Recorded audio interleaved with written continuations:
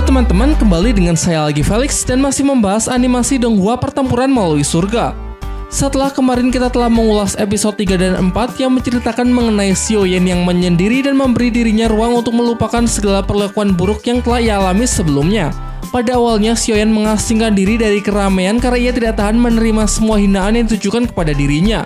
Tetapi hal itulah yang membuat Xiao Yun-er merasa bertanggung jawab dan memilih untuk selalu mendampinginya dalam segala keadaan yang akan terjadi.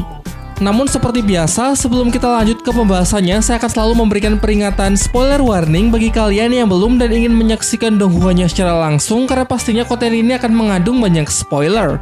Dan baiklah, tanpa berlama-lama lagi, kalau kalian sudah siap, mari kita mulai. Xiaoyan, 准备好受死吧!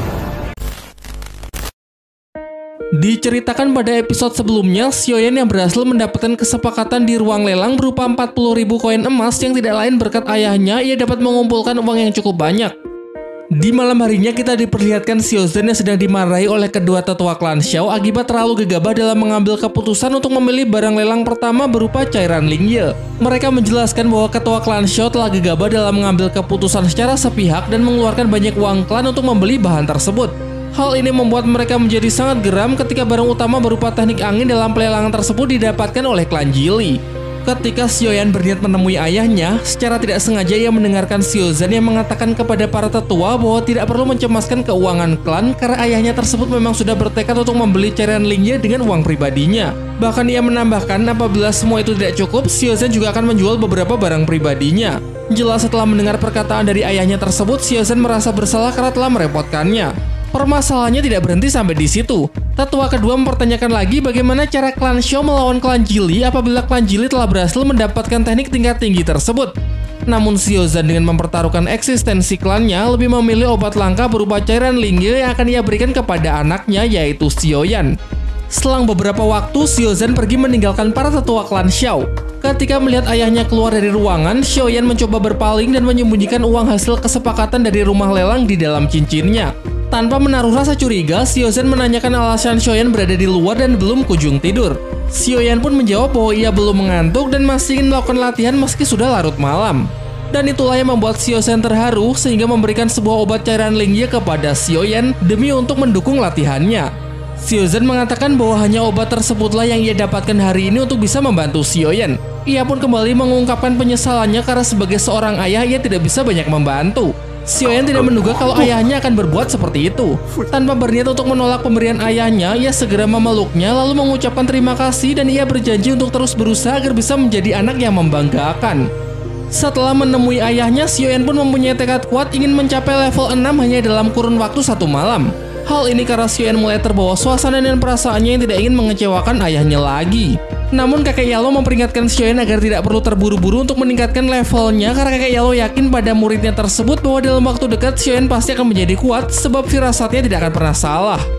Pada keesokan harinya, Xiaoyan terlihat sedang melatih kekuatan fisiknya dengan cara menerima semua pukulan dari kakek Yalo. Setelah berupaya keras dalam latihannya serta tanpa melakukan istirahat, Xiaoyan mengeluhkan keadaan lengannya yang mulai terasa kaku.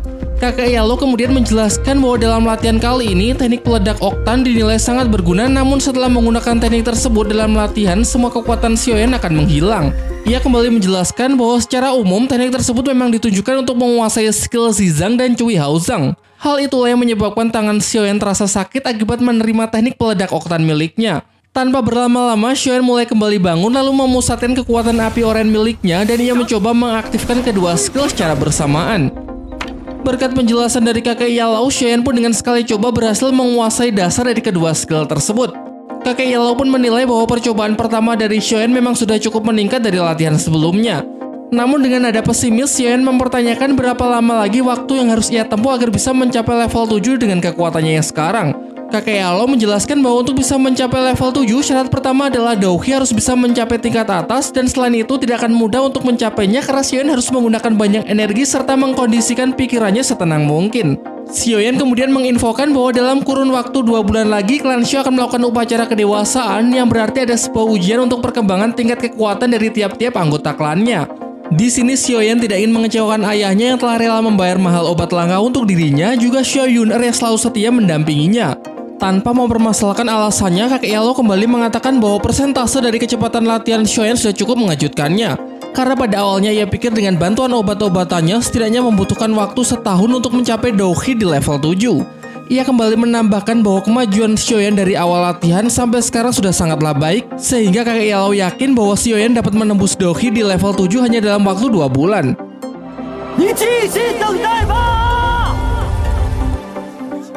Beberapa hari kemudian, kita diperlihatkan Yan Er, murid dari klan Yanlan, sedang sendirian fokus melakukan kultivasi di ujung jurang.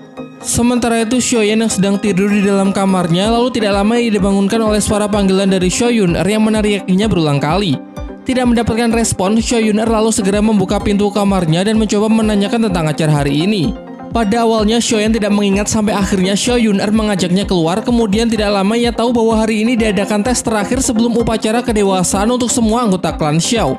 Xiao Yun-er dengan bangga mengatakan bahwa dirinya ingin semua orang tahu bahwa Xiaoyan tetap jenius dan tidak bisa diremehkan lagi.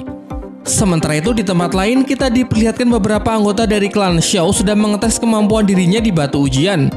Keadaan sontak menjadi hening ketika Xiaoyan dan Xiao Yun-er tiba di tempat ujian tersebut. Selanjutnya petugas memanggil nama Xiao Yun-er. Hasil dari ujian terakhirnya ia berhasil menembus tingkat teratas yang pertama, yaitu Douze di level 10 tertinggi. Semuanya pun menjadi sangat terkejut ketika melihat perkembangannya. Setelah itu giliran Xiaoyan yang dipanggil. Saat berjalan melewati anggota klan lain, semua beranggapan bahwa Xiaoyan pasti akan kembali membuat lelucon, bahkan ada yang beranggapan kalau Xiaoyan justru mengalami penurunan tingkat ke level 2. Xiaoyan pun mengabaikan semua ucapan mereka dan memilih untuk segera memulai ujian akhirnya. Keadaan berubah saat semua orang yang berada di sana dikejutkan oleh hasil dari ujian akhirnya yang telah meningkat hingga berada di tingkat Douhi level 7 tertinggi. Hal itulah yang membuat ayahnya terkejut dan bangga karena dalam waktu singkat Xiaoyan dapat memulihkan kekuatannya dengan benda yang telah ia berikan sebelumnya. Pada malam hari sebelumnya, kita diperlihatkan kakek Yellow sedang membimbing Xiaoyan berkultivasi untuk melatih inti dari kekuatannya dengan merendam diri di dalam bak kamar mandinya. Kakek Yellow merasakan bahwa kekuatan dari Xiaoyan telah mencapai level 6 tertinggi dan sudah saatnya akan segera meningkat di level 7. Kemudian ia memasukkan cairan Lingye dan meminta Xiaoyan untuk fokus memurnikan inti dari kekuatan apinya. Ketika membuka mata, kakek Yellow memberikan ucapan selamat. Merasa heran, Xiaoyan mencocokkan kembali dengan melihat inti kekuatannya dalam dimensi lain di dalam tubuhnya. Dan ternyata hasil dari proses kultivasinya sangatlah memuaskan, jauh melebihi ekspektasinya. Setelah Xiaoyan berhasil membalikan keadaan dan mengatasi keraguan dari semua anggota klannya, tanpa disangka ia terlebih dahulu dihampiri oleh Xiaomei. Selain memberikan ucapan selamat karena telah mendapatkan kekuatannya kembali, di sana ia juga menawarkan diri untuk melakukan latihan bersama besok apabila Xiaoyan memiliki waktu luang. Xiao Yun-er menyela dengan mengatakan bahwa besok Xiaoyan tidak bisa bertemu dengannya sebab ia sudah terlebih dahulu membuat kesepakatan dengan Xiaoyan. Sementara Xiaoning yang merasa begitu kesal dengan peningkatan Xiaoyan bersumpah bahwa di lain waktu ia akan segera memberikan pembalasan yang dapat menjatuhkannya. Scene kemudian beralih memperlihatkan Ji Liao yang menyampaikan kabar kepada ayahnya tentang Xiaoyan yang berkesempatan ikut dalam upacara kedewasaan. Namun ia memperkirakan bahwa Xiaoyan mendapatkan hak dalam upacara tersebut tidak lain karena menggunakan identitas sebagai anak dari ketua klan Xiao. Ji Libi mengatakan bahwa sesuai dengan kebiasaan kota Wutan, upacara kedewasaan akan diadakan 2 bulan lagi dan selama itu putranya dapat melihat klan lain yang juga akan ikut serta. Ia menambahkan bahwa dari acara tersebut dirinya dapat melihat kebenaran dari Xiaoyan yang telah disembunyikan dari mereka. Ji Liao mengatakan bahwa semua ide dari ayahnya memang masuk akal dan mereka dapat mengetahui kejanggalan klan Xiao apabila klan tersebut memakai bantuan dari seorang alkemis. Kemungkinan terburuk dari perkiraan mereka apabila semua itu terjadi, Ji Liao akan mengupayakan cara lain agar bisa menjatuhkan nama klan Xiao dan menyingkirkannya dari kota Wutan. Singkat cerita, 2 bulan telah berlalu. Kita diperlihatkan pada upacara kedewasaan yang sedang dihadiri oleh 3 klan besar di kota Wutan serta beberapa tamu kehormatan lainnya. Namun sebelum acara dimulai, dalam aturan klan Xiao dijelaskan bahwa Xiaoyan berhak menerima sebuah tantangan dari tetua klannya. Tetua kedua klan Xiao dalam penjelasannya mengatakan bahwa siapapun sesama anggota secara terbuka dapat menantang Xiaoyan bertanding dengan menggunakan kekuatan Douhi-nya. Xiaoning dengan sukarela maju untuk menerima tantangan tersebut. Walaupun kekuatan Douhi miliknya berada di level 8, Xiaoning meminta izin kepada tetua klan untuk memperbolehkan dirinya mencoba bertanding dan mengadu kekuatan Douhi-nya dengan Xiaoyan. Setelah izin didapatkan, kompetisi antara klan tersebut akan segera dimulai. Xiaoyan mengatakan bahwa walaupun tingkat kekuatan dari sepupunya lebih tinggi 1 angka dengan dirinya, ia sama sekali tidak merasa takut dan siap menerima tantangan tersebut.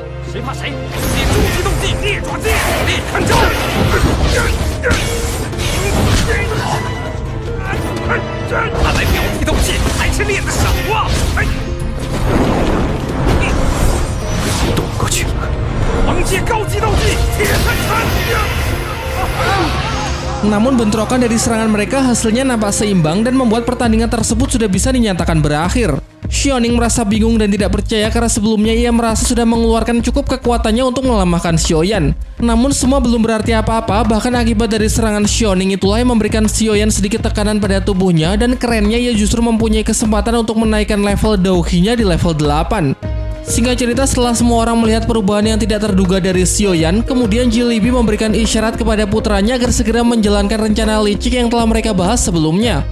Saat Xiaoyan sedang melakukan proses kultivasi, Xiaoning tidak ingin mengakui kekalahannya sehingga ia berniat ingin menggagalkan proses kultivasi Xiaoyan dengan memukulnya secara asal-asalan meski semua itu nampak sia-sia. Xiaoyan dengan mudahnya menjatuhkan Xiaoning sampai keluar arena dengan mengaktifkan skill Cui Hao Zhang hanya dalam sekali pukul. Xiaoning pun terlihat menyesal dengan keadaan tubuh dan kekuatannya yang melemah. Namun secara tiba-tiba ada anggota klan lain yang menghampirinya untuk menawarkan sebuah kolektor pil hit terlarang dari ketua klan Jili. Ia pun cukup tergiur dengan tawaran tersebut karena apabila Xiaoning memakan kolektor pil Qi, secara sekejap kekuatannya akan meningkat drastis. Akan tetapi efek sampingnya bisa membuat Xiaoning kesulitan dalam mengontrol emosi yang akan menyebabkan dirinya sangat ingin membunuh Xiaoyan. Bahkan Xiaoning tidak akan ingat kalau semua ini hanyalah pertandingan biasa akibat ia telah kehilangan sebagian besar kesadarannya. Xiaoyan, 准备好受死吧! Setelah Xiaoning merasa dirinya sudah mempunyai cukup kekuatan untuk melanjutkan pertandingan, namun ketika ia ingin menyerang, terlihat mudah bagi Xiaoyan untuk menepis serangannya dengan merilis teknik peledak oktan.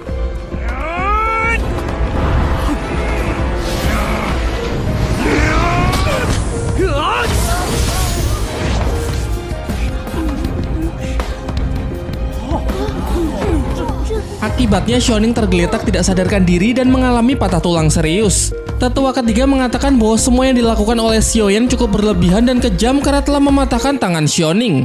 Namun tetua kedua menjawab bahwa semua yang dilakukan oleh Xiaoyan hanyalah sebuah pembelaan untuk melindungi dirinya. Terlebih lagi andai saja Xiaoning tidak meminum obat terlarang, maka semua itu tidak akan pernah terjadi. Tetua kedua kemudian menambahkan bahwa akibat dari semua peristiwa ini adalah karmanya sendiri karena ia telah melanggar aturan. Menurut tetua kedua, apabila Xiaoyan tidak berlaku kejam, ia bisa saja terluka lebih parah bahkan kehilangan nyawanya. Untuk itu ia segera memutuskan bahwa Xiaoyanlah yang keluar sebagai pemenang dari pertarungan tersebut. Selain itu ia juga segera meminta petugas untuk mengurung Xiaoning selama 3 bulan supaya bocah tersebut sadar atas semua kesalahannya. Sementara itu kita diperlihatkan perdebatan antara Jilibi dengan putranya. Mereka masih saja tidak percaya kalau hanya dalam kurun waktu 1 tahun Xiaoyan berhasil meningkatkan tingkat Douhi-nya sampai level 8. Jili Ao mengatakan bahwa apabila keadaan ini terus berlanjut, maka kecil kemungkinan klan Xiao dapat dihancurkan dan sebaliknya justru klan Jili lah yang akan lenyap. Untuk itu Jili Ao mengatakan bahwa ia memiliki sebuah rencana lain yang dapat menjatuhkan klan Xiao. Tidak lama waktu berselang, ia mempersilahkan seorang pria bernama Liu Shi untuk segera masuk. Pada awalnya Jilibi mengira bahwa rencananya akan cukup bagus, namun ia terlihat kecewa setelah diperlihatkan orang aneh yang membawa 2 pelayan wanita. Jili Ao kemudian meluruskan kesalahpahaman itu dengan menjelaskan bahwa orang yang awalnya dikira aneh sebenarnya adalah seorang alkemis atau seorang ahli peracik obat yang sangat hebat. Setelah acara perkenalan, Liu Shi mengajukan sebuah permintaan jika ingin bekerja sama, yaitu apabila klan Jili ingin ia membantu dalam menghancurkan klan Xiao, maka Jilibi harus berjanji untuk menyiapkan wanita penghibur. Selain bisa menandingi kekuatan dari klan Xiao, ketua klan Jili dipastikan dapat mengatasi segala upaya dari Xiaozan dalam mengembangkan tingkat Douhi milik Xiaoyan. Setelah cukup mempertimbangkan, Jilibi pun akhirnya sepakat. Ia mengatakan bahwa ia bersedia untuk memenuhi permintaan tersebut dan menanyakan kriteria wanita seperti apa yang disukai oleh Liu Shi. Namun tidak disangka Liu Shi mengatakan bahwa wanita yang diinginkannya adalah Nona Yao Fei karena ia merupakan simbol seksual di kota Wutan dan itulah yang membuatnya tertarik dengan kecantikannya. Ia menambahkan apabila ketua klan Jili dapat membawanya, maka Liu Shi dengan mudah akan bersedia membantu klan Jili untuk menghancurkan klan Xiao.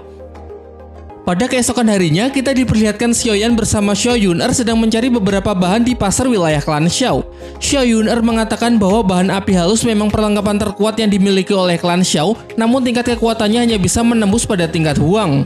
Ia menambahkan apabila Xiaoyan ingin terus mengembangkan tingkat kekuatannya dengan mencari bahan berupa api halus, maka sebaiknya perlu dipertimbangkan lagi. Kakek Yalo kemudian menyela dengan mengatakan bahwa Xiaoyan tidak perlu mengkhawatirkan hal tersebut karena setelah berhasil mencapai tingkat Dause tertinggi, maka ia akan kembali mengajarkan kemampuan lain yang jauh lebih hebat. Senada dengan kakek Yalo, Xiaoyan pun juga mengatakan kepada Xiao Yuner supaya tidak perlu khawatir dengan kekuatannya dan sebaiknya percayakan saja semua kepada dirinya. Tiba di wilayah pasar, Xiao Yuner merasa curiga dengan keadaan pasar klan Xiao yang biasanya ramai, namun pada hari ini cenderung lebih sepi pengunjung. Menyadari hal tersebut, Xiaoyan kemudian mencoba menghampiri penjual yang sedang tidur lalu menanyakan apa yang terjadi dengan keadaan pasar klan Xiao saat ini. Pedagang tersebut mengatakan bahwa penyebab dari berkurangnya penjual di pasar klan Xiao karena sebagian besar dari mereka merasa kesulitan dan para pelanggan memilih pergi ke wilayah klan Jili sebab klan tersebut mengeluarkan pil peremajaan dengan harga yang jauh lebih murah. Selain itu, ia menjelaskan bahwa penyebab beberapa pemilik toko pergi ke wilayah klan Jili karena keuangan mereka di sana dianggap akan lebih terjamin. Dan sebaliknya, apabila para pedagang tetap berjualan di pasar klan Xiao, maka tidak lama lagi ekonominya akan ikut hancur kalau belum ada solusi dari permasalahan tersebut. Kakek Yalo yang mendengarkan kemudian mengatakan bahwa Xiaoyan tidak perlu cemas karena cepat atau lambat dirinya akan punya solusi untuk memperbaiki keadaan tersebut.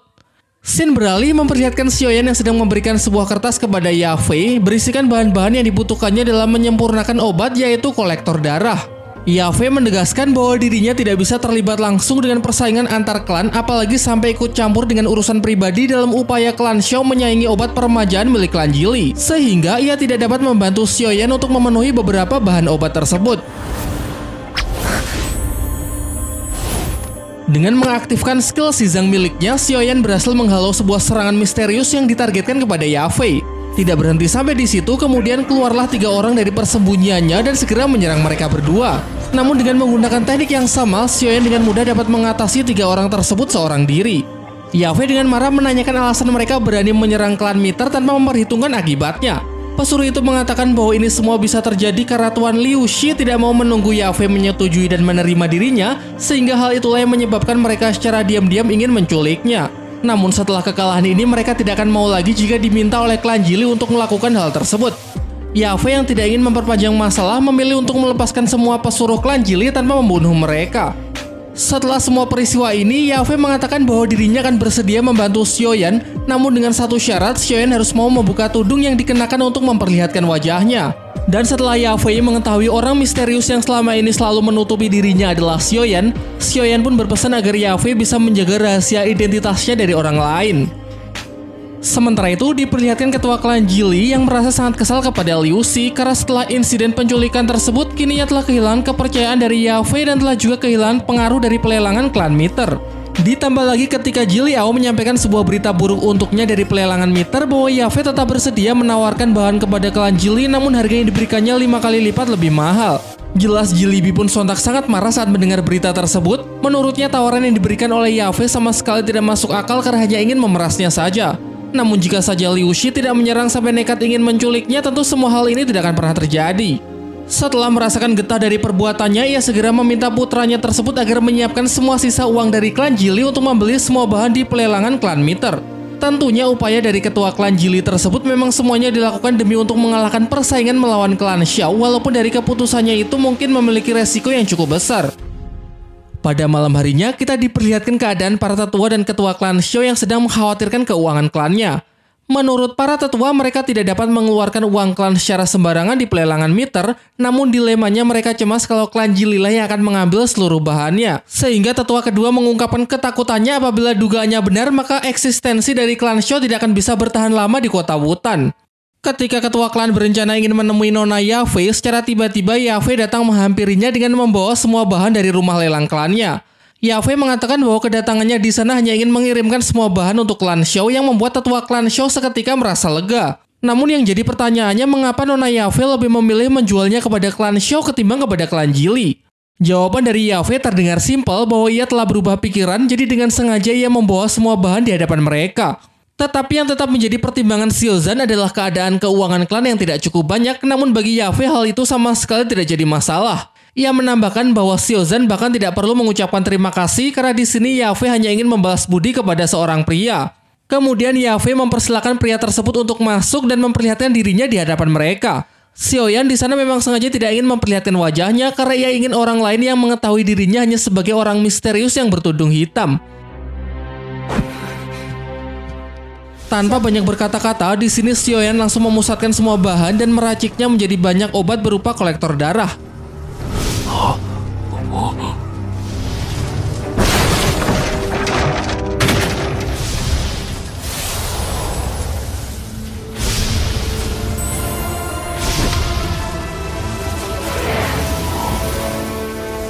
Ning Xie San, 你 Ning Xie San Dan ia pun mengatakan bahwa obat tersebut memiliki efek 10 kali lipat lebih kuat dari pil peremajaan milik klan Geely. Xiaoyan menambahkan bahwa ia hanya ingin memberikan semua obat tersebut dan tidak menginginkan uang sepeser pun dari hasil penjualannya nanti. Setelah meninggalkan ruangan, Xiaoyan membuka tudungnya dengan lega dan memilih berdiam diri di bawah hujan. Ketika melihat Xiaoyan hanya terdiam, Yafei menghampirinya untuk mengatakan bahwa setelah ini Xiaoyan harus lebih berhati-hati karena pasti klan Geely tidak akan membiarkan ia dan klannya hidup dengan tenang. Xiaoyan pun meyakinkannya dengan mengatakan bahwa ia pasti akan baik-baik saja sehingga Yafei tidak perlu mencemaskan hal tersebut.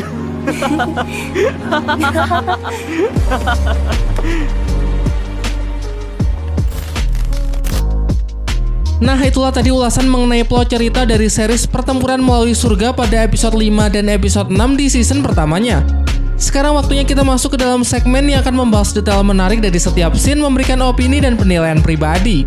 Menurut saya, hal menarik di bagian kali ini terletak pada keputusan terbaik Xiaoyan yang lebih memilih untuk menyembunyikan identitasnya sebagai orang misterius bertudung hitam. Memang menurut saya ini merupakan pilihan yang tepat karena bisa melindungi diri dari musuh. Dengan penampilan karakter orang misterius memakai tudung lebih memberi kesan ke orang lain sebagai seseorang yang memiliki tingkat kekuatan yang lebih tinggi. Hal menarik lain adalah diperlihatkannya Xiaoyan yang mempunyai bakat sebagai alkemis termuda di klan Xiao, meski selama ini kakek Yalou yang telah banyak membantunya dalam meracik obat-obatan. Selain itu, sikap Xiaozan sebagai figur seorang ayah yang tidak pernah perhitungan kalau berkaitan dengan kebaikan putranya juga merupakan referensi yang bagus. Tanpa mempermasalahkan harga dirinya dan mendapatkan hujatan dari para tetua, ia tetap menjaga janji pertamanya pada scene di mana Xiaoyan berlutut sambil menangis di depan nisan istrinya. Baiklah, mungkin cukup sampai di sini pembahasan kita ya, dan sampai jumpa di pembahasan berikutnya.